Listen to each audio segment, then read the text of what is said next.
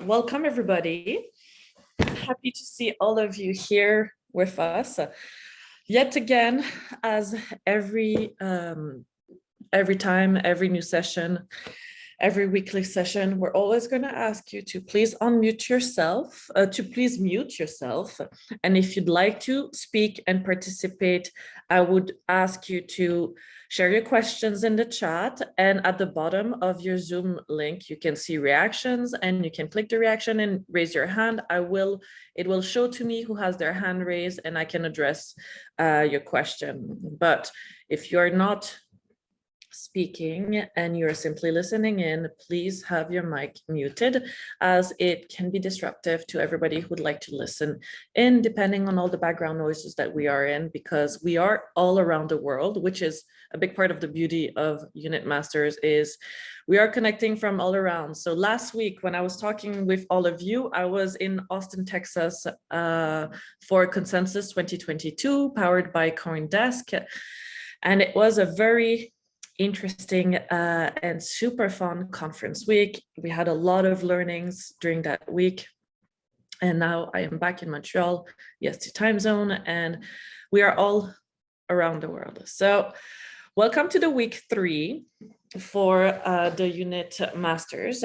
And I'd like to just do another little reminder. You're all reminded that your certificates is the first time around that we are doing the certificates on chain for each weekly session as an NFT that can be minted onto the blockchain, but they will still, with the issue, we're having little issues because we're linking different chains, right? So connecting with different chains, different layers, different protocols leads to having to acclimatate the technology between different chains. And, when there's always a first to anything, and when there's a first to anything, there's always going to be some clockwork. So just to let you know that this is being fixed and we're looking into it because we haven't done this before, and now we're doing it for all of you and with all of you. If you do not get it as an NFT, don't worry, you will get it as a document, as we were doing for the previous cohort. So you will have it either once or either twice, but it will come into your inbox. So, because I saw a lot of questions in the Telegram groups worried about that. No need to worry. We know you're here. We know you participated. You're with us. So you're all good. So this week we are going to do the reverse than normally the other weeks. So normally on the Thursdays we have the speaker session and the Q&A, and on the Fridays we have the demo. And this week we're reversing that. Today we're going to do more the demo, and there's always Q&A, right? You all get to participate. I want you all to really be interactive with me on the topics, as this is how we learn, because we learn by expressing it differently. We learn by asking different questions. And tomorrow we'll have our speaker session and our Q&A, and it's again, as always, at 3 p.m. UTC. I see that we already have a raised hand. Fatima, would you care to unmute yourself and let us know what is your question before I dive into the demo? Only to the live transcript able, is it possible to put Sure. the live? Yes, thank you very much. I'll look into that. It should be working right now. Let me know if it does. Fantastic. I can see that it is functioning. So there's a topic I'd like to dive into a little bit. I'm going to talk about it a little bit more and first. And I want you all to kind of answer the questions or ask the questions about it, and then I can show it to you on a few platforms, as we are working with different chains. I'm just opening an app. Fantastic.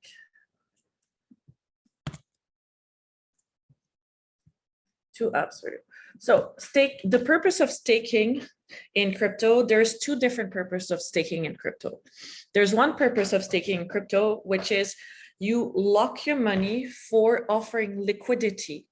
So when you offer liquidity, you offer funds basically to the location where you put your funds, and then you lock them. So think of it as you put your money in a savings account. The money in that savings account is called liquidity, but then you lock it for, let's say, 1 week, 2 weeks, 6 months, 1 year. And then for that period of time that it is locked with you, with your account, that liquidity can be utilized. Banks do that process. The same thing is shown into decentralized finance projects, protocols, which we call DeFi protocols. And they utilize the same way. So for them, it offers liquidity, it offers practicality, stability, and being able to be a bit more sustainable in movements. But not just that, there's another form of staking as well.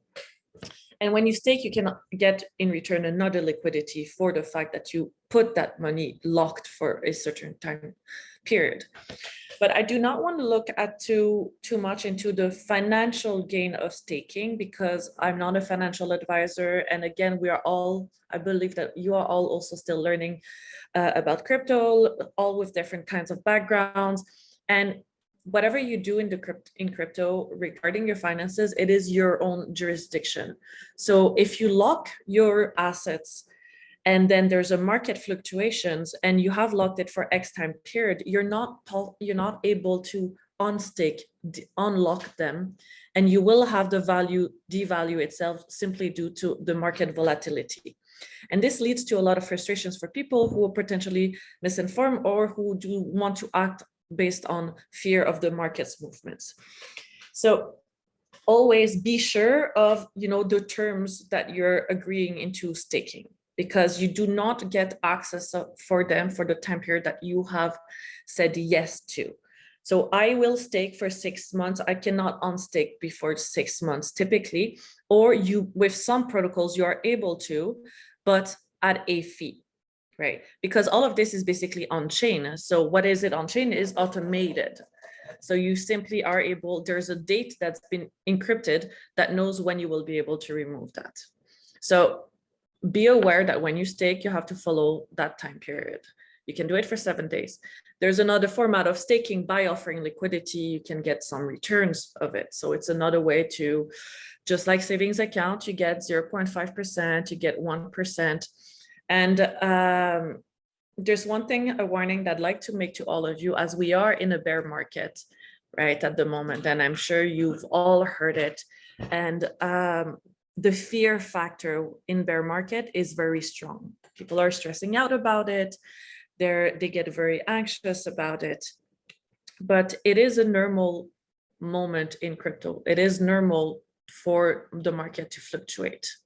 It is like we love to call it, us who work really deep with the developers, it's a building market.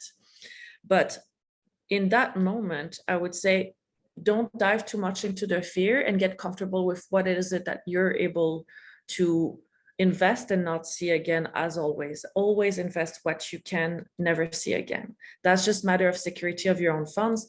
You have other means of investing. You have, your daily life of your financials.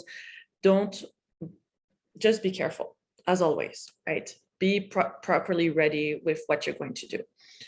On another front, which is the one that I would like to really focus on with staking, is that a lot of protocols, oftentimes decentralized finance protocols, but also you could look at community protocols, just like Unit, which is a layer 1, and you can build on top of it. So typically layer 1s on which you can build communities on top, applications on top of it, will offer a staking format, which offers you voting power. So what is voting power? It's a governance structure. So a lot of them have the features of a DAO, decentralized autonomous organization. And you can, when you stake, you get a percentage to the value that you've staked in a voting power token. That token is not financial value. It is not for you to be able to go and trade. It's simply sort of a receipt to have a seat at the table to be able to participate in the protocol's questions, the protocol's development. So with that ticket, those, let's say 5 receipts, because you decided to stake, let's say you decide to stake 5 units, you get to have 5 voting power tokens, right? They're not tradable, they're not financials, they're only of value to what you have locked for X period of time for you to be able to participate in the community talk. And when you put them in, then you have your voting power. And that's how it works. You can look at, let's say, how Switzerland governs its politics. It's a similar thing. Everybody at the table, if there's non-unanimity with the amount of people who have a seat at the table, the vote doesn't go forward. And that's why crypto got to be very engaging to the community, is the fact of being able to participate in what will happen next with the development and the deployment of a project, because the community voted for it or the community voted against it. So you, in a way, get to choose to X percentage, right? You're not the sole commander of the table with the rest of the community. Some have 20 people, some have 10,000 people who have the voting power.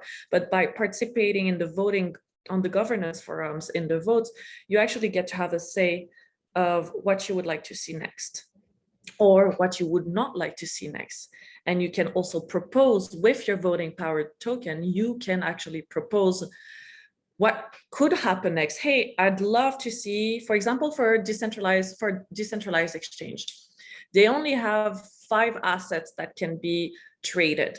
And you say like, hey, that asset is really cool. It seems that everybody has it. Why don't you have it? Well, I'm going to go on the governance forum. I'm going to write a proposal, and I'm going to share why I think it makes sense to add that one into that project. And then us all here at UNIT can come and respond and say, yes, I believe that this makes a lot of sense. No, I don't believe that it makes a lot of sense. So public governance forums are really cool for sentiment gathering.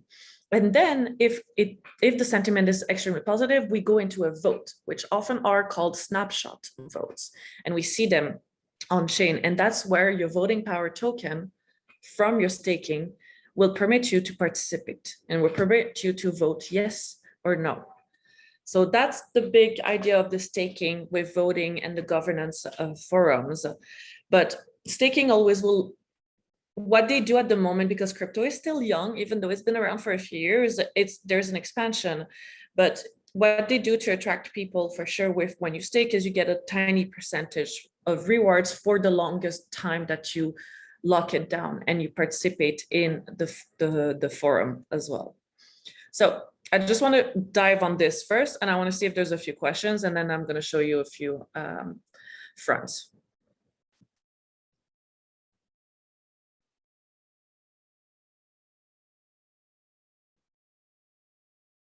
So does anybody have questions and would like to raise their hands? I'm looking through the chat to see if I see any questions.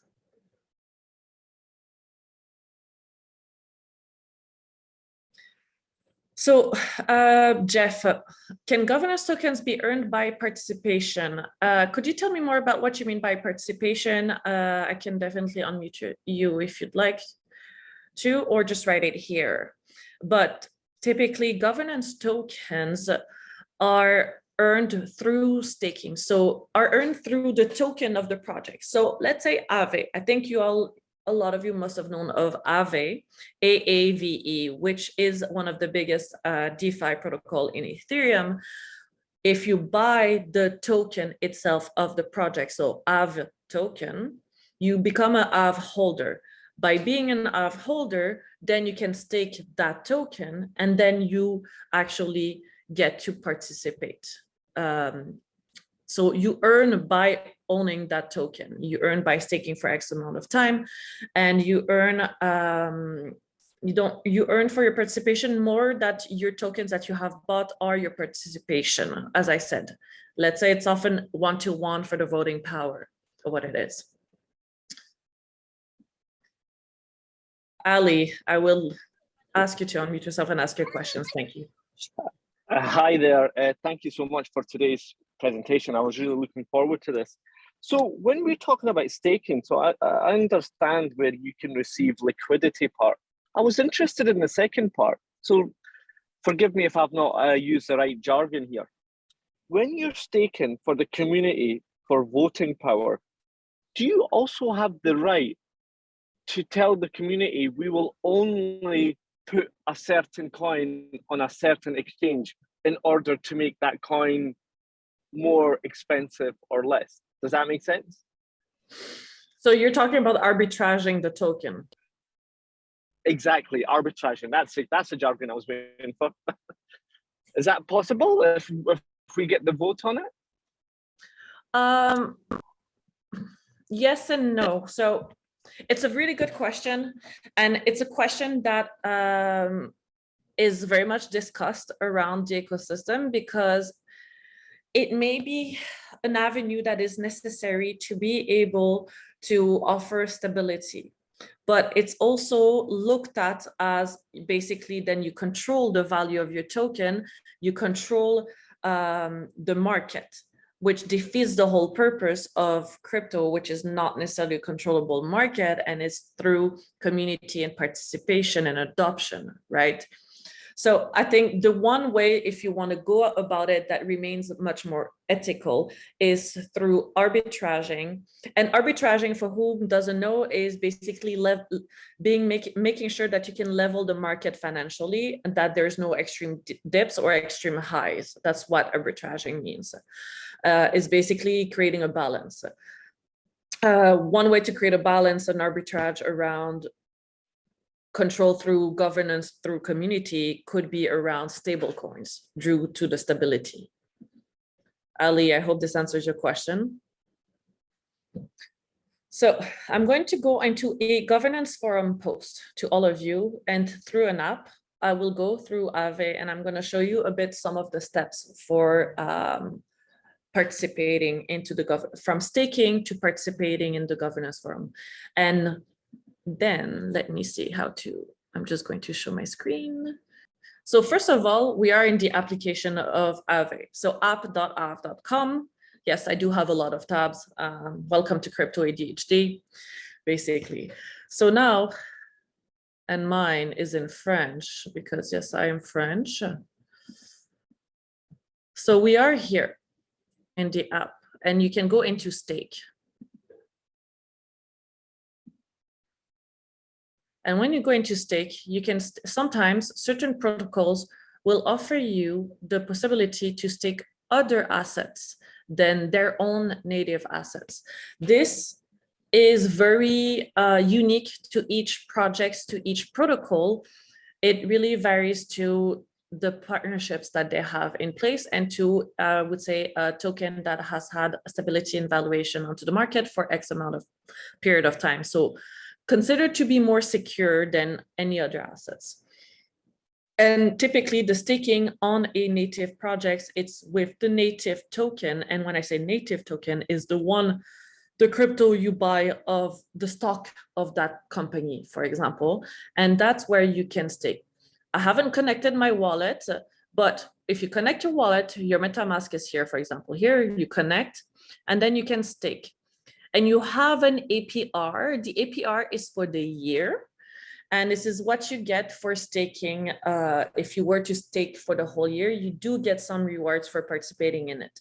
But once you have staked your assets and then you have the Aave token, you can go into the governance section. Every protocol will have a similar structure, but may have variances of it. And when you go into the governance section, you will see often that, as we're looking at it here, I'm going to scroll down a little bit just so you can see the difference. You can see risk parameter for the Aave ARC Fireblocks. It was a proposal that was made, and then it got into the snapshot vote. All that you see here are each one of them a snapshot vote. So risk parameter updates for Aave V2 and Aave RC.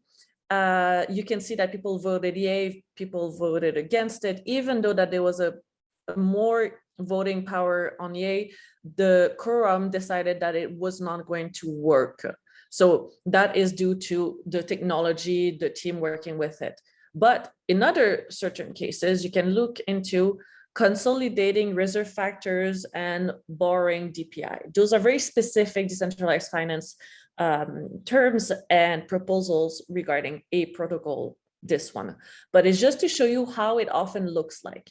And then you go into it and you can see the longer proposal. So you have simple summary, the abstract, the motivation for doing it. So the motivation is, why are we proposing this? How is it going to benefit everybody?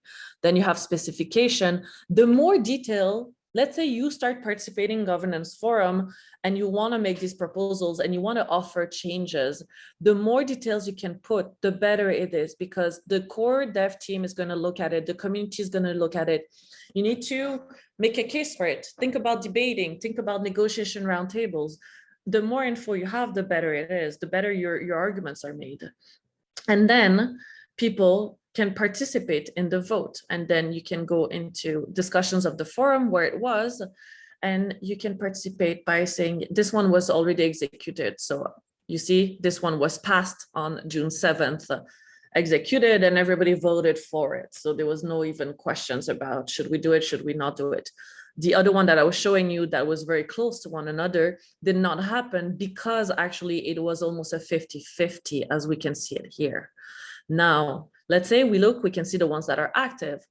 So renew allowance of the AV safety module, freeze STETH, increase STETH liquidity. This is, STETH is an asset at the moment in the market that is having certain difficulties. So for the different protocols demonstrating it, they're unsure if we should do a freeze of the asset in the protocols just to offer stability and decrease the risk of users who, let's say, don't always read or less familiar with the asset, and therefore wants to reduce the risk of the users on the platform.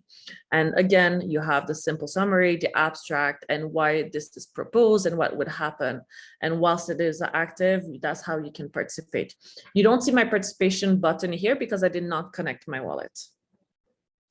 So that is staking to be able to vote on chain.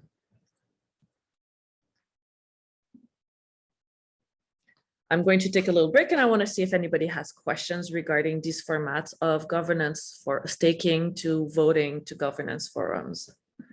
I'm going to look through the chat, and if somebody has a question, you can also raise your hand so I can see it. Not your actual hand, but the raised hand in Zoom.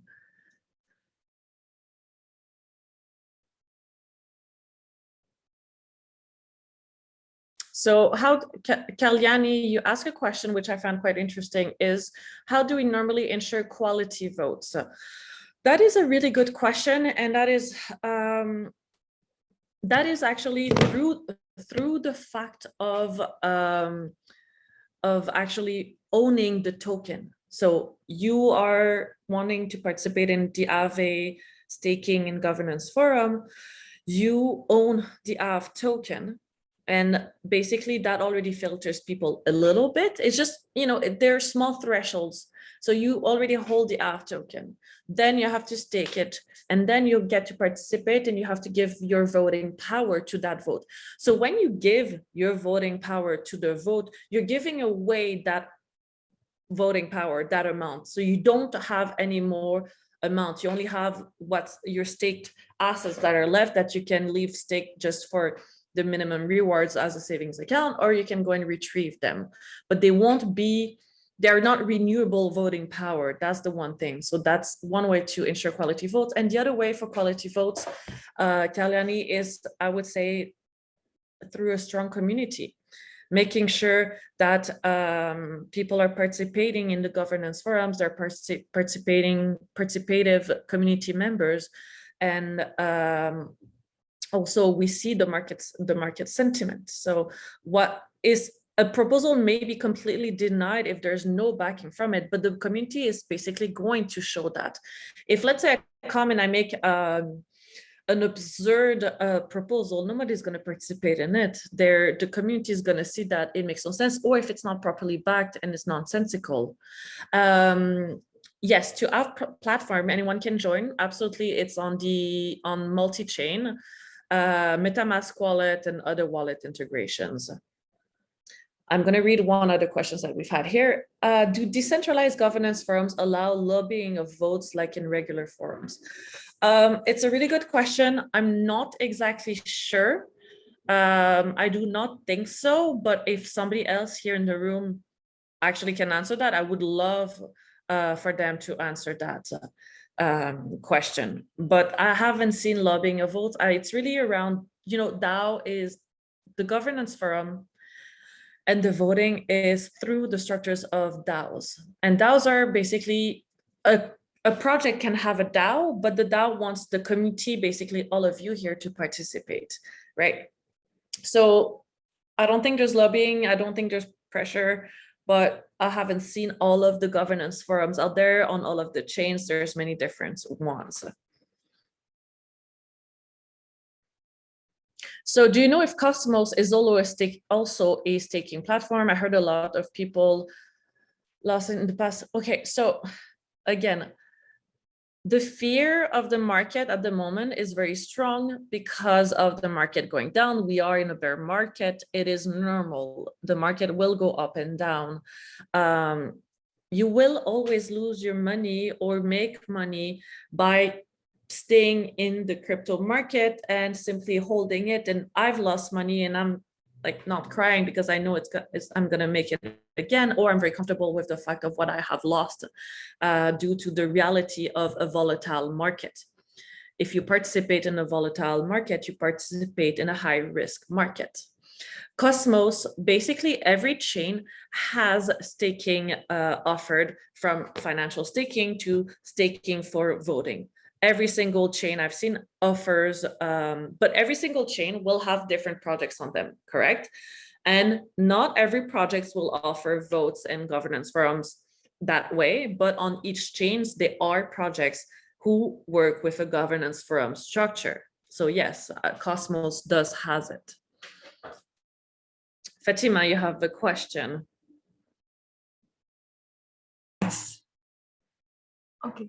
Yes, I apologize because of my English. It's not a native English, so I will try to make me understandable. If I understood the staking process, it's a kind of reserve amount of money during certain time, and because of it, we get inversions. I don't know the name. You say a Pierre or so on. I think so. And these permit us, or those permit us to vote in the governance of the projects. We receive an amount proportional of the stake that we have made, and this vote power is not renewable. Yeah, exactly. So, I understand. So yeah, I'm thinking about the concept of decentralization and the concentration of power, voting power, in who has more tokens. It's a philosophy question, but for me it's very important because one aspect that attracts me for this forum and learning process is DAO, decentralized and autonomous organizations, that for me the governance are democratic, if I can say in this way. But if you have mechanisms that concentrate the power of voting in the power of money, again, in my opinion, but I'm not sure, I'm in doubt, no? We are reproducing the same concentration that we have in the national economy, real, not virtual economy, in the real economy. I would like to know if if it's my mistake to understand in this way, or which kind of mechanisms we could have in order to not permit this kind of reproduction of concentration? So thank you, Fatima. That's a very good question. So it's a really good question, and it really depends on the protocol metrics. So some protocols will do the format of you have your voting power will be correlated to the amount of tokens you're able to stake for the period that you're able to stake. That is the reality. So there's that. But on the other side, it's a metric to set up in the governance structure that is on-chain. And when we say on-chain, is on the blockchain, so through automation. And that is about, how would you say, coding the automation that people can only vote with one token or one vote with X percentage of the value. And that's a metric that one needs to basically integrate into their protocol functions in the code. And in others, it's just already set up as it is. And in others, it is correlated to the amount you can put in. Not everything is 100% fair. Not everything is a 50-50. It all very much varies into what you think works best into the projects that you have decided to build and how you want to attract your community. It all caters to different people, always. So you have both that you can see.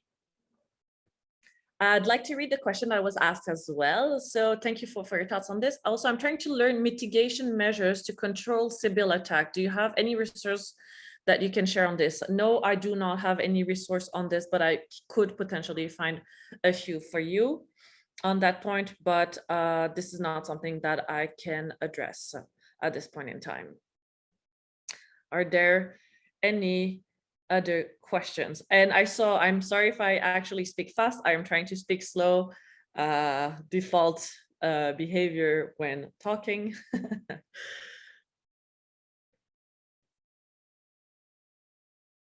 Do we have any other questions or raises hands?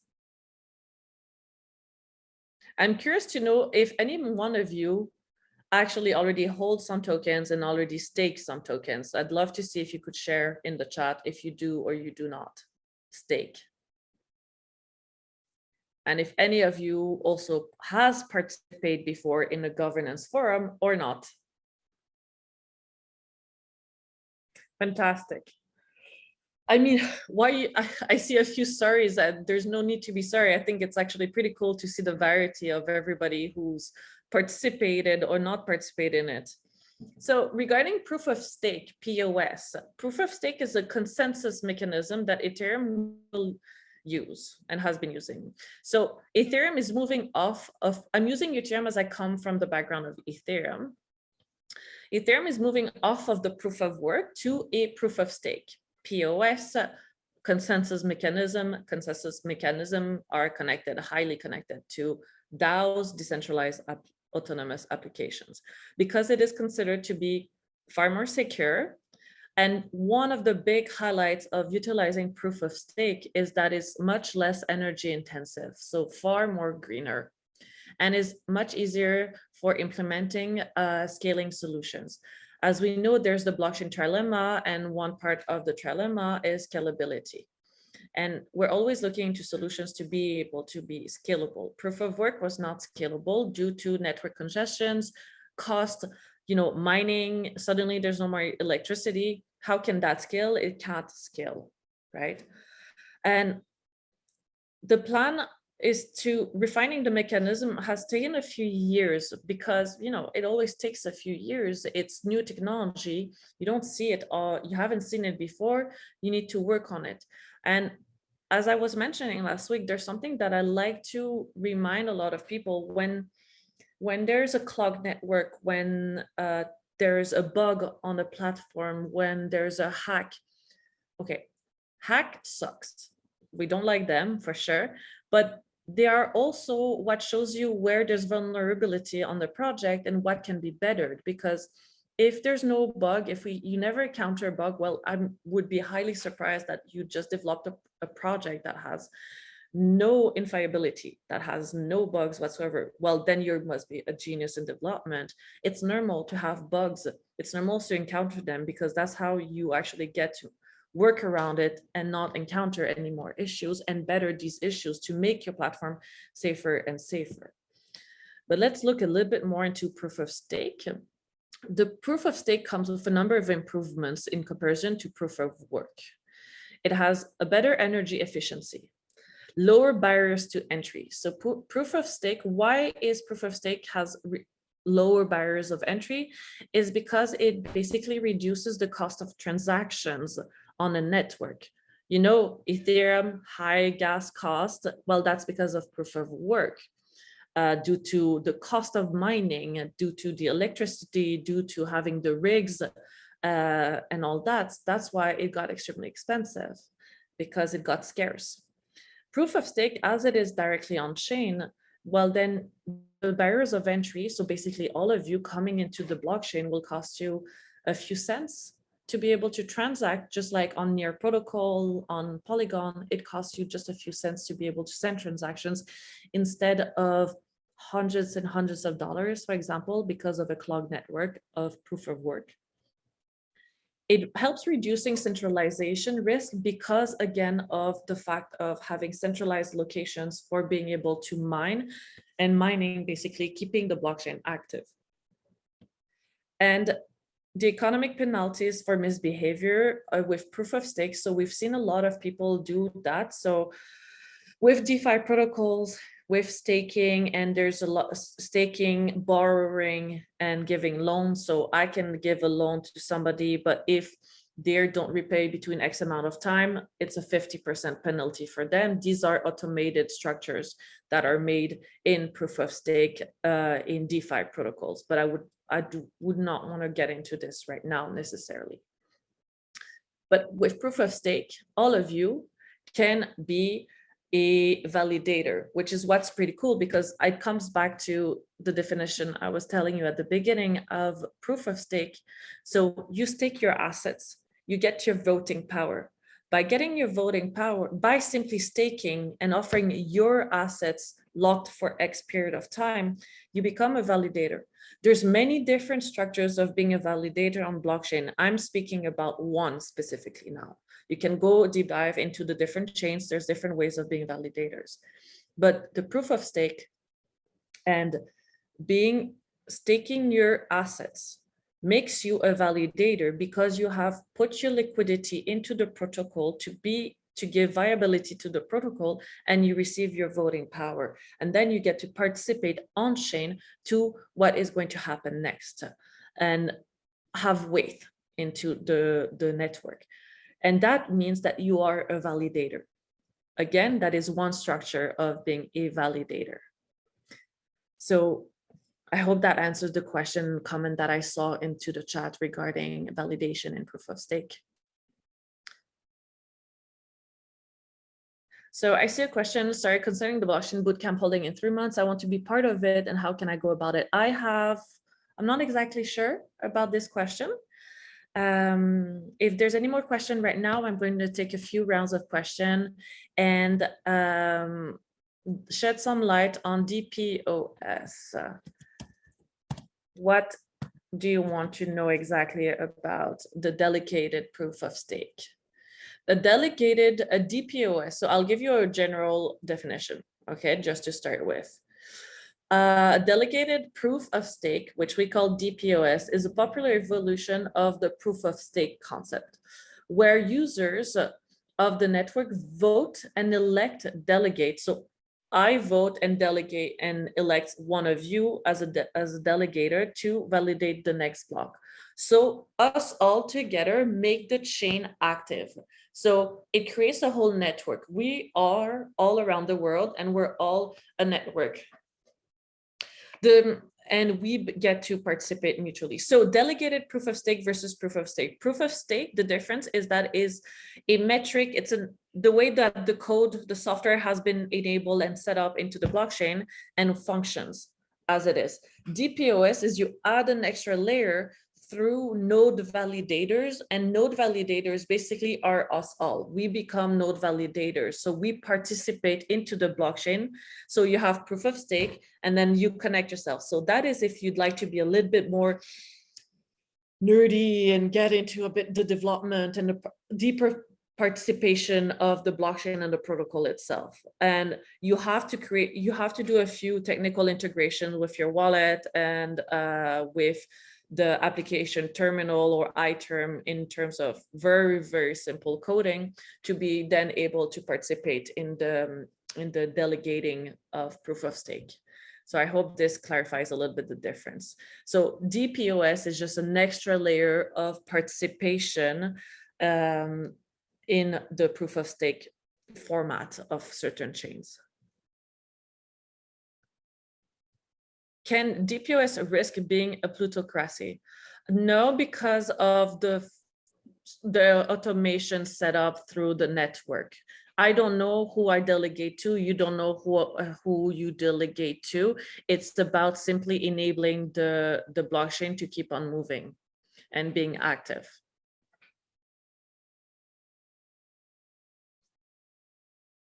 I hope this is clear. And honestly, it's a really good question. It is not 100% my forte, and I would be more than happy that you also ask these questions in the Telegram groups with one another. Don't be shy.